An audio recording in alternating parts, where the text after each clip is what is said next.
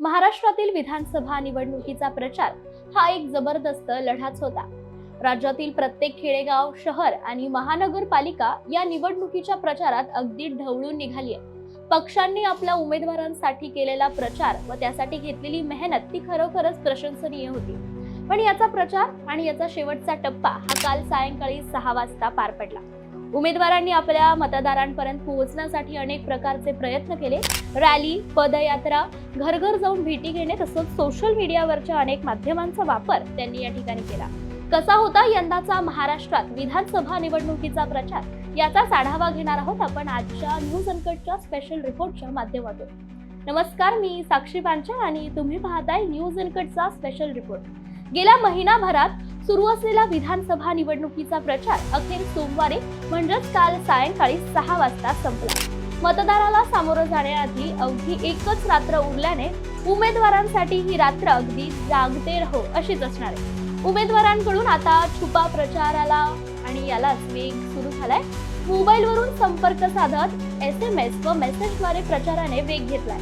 दुसऱ्या बाजूला रात्रीच्या हालचालींवर मात्र निवडणूक आयोगाच्या अधिकाऱ्यांचं करडी नजर राहणार आहे। त्यासाठी सर्वत्रच कडक पोलीस बंदोबस्त तैनात करण्यात आलाय। राज्याच्या विधानसभा निवडणुकीची आचारसंहिता ही 15 ऑक्टोबर पासून लागू झाली होती। त्यानंतर उमेदवार निवडी आणि तिकीट वाटपात साधारणतः 10 ते 15 दिवस गेले। त्यामुळे उमेदवारांचा प्रत्यक्ष प्रचार हा ऐन दिवाळीतच म्हणजे 25 ते 27 ऑक्टोबरला सुरू झाला होता।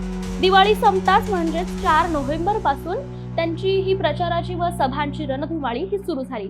सर्वच पक्षातील दिग्गज नेते, स्टार प्रचारकांनी आपापल्या पक्षाच्या उमेदवारांसाठी जोर लावण्यासाठी महाराष्ट्रभरात सभा घेतल्या।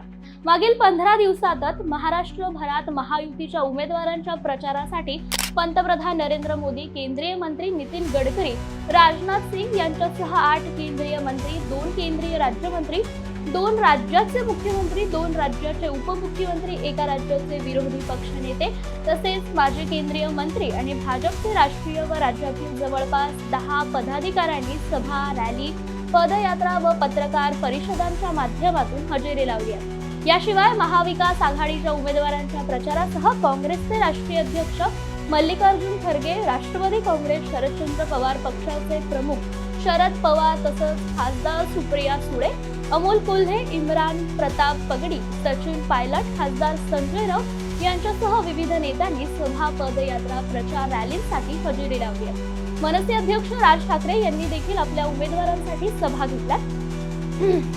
प्रचारासाठी सांगता पदयात्रा, बाईक रॅली व गाठीभेटींच्या माध्यमातून झाली आहे। त्यामुळे राष्ट्रीय आणि राज्य पातळीवरती नेत्यांच्या उपस्थितीमध्ये सुरू असलेला प्रचाराचा धुरळा काल सायंकाळी 6 वाजता शांत झाला।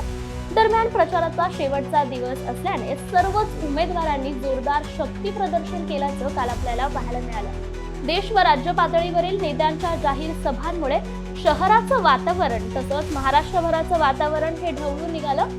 आरोप व प्रत्यारोपांमुळे निवडणुकीचा प्रचाराचा जोर हा वाढला गेला होता।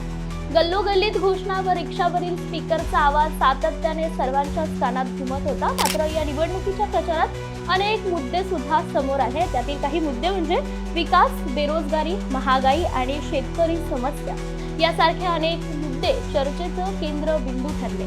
पक्षांनी आपापल्या घोषणा पत्रांमध्ये या मुद्द्यांवर आपलं मत देखील मांडलं। आता उद्या होणाऱ्या मतदानानंतरच निवडणुकीचा निकाल काय येईल हे पाहणं उर्वरित तर असणारच आहे। पण एक गोष्ट ही मात्र निश्चित आहे की या निवडणुकीच्या प्रचारात राज्यातील राजकारणात एक नवीन चित्र आपल्या सर्वांनाच पाहायला मिळालं। तत्पूर्वी आजच्या स्पेशल रिपोर्टमध्ये इतकंच। पाहत रहा न्यूज अनकट।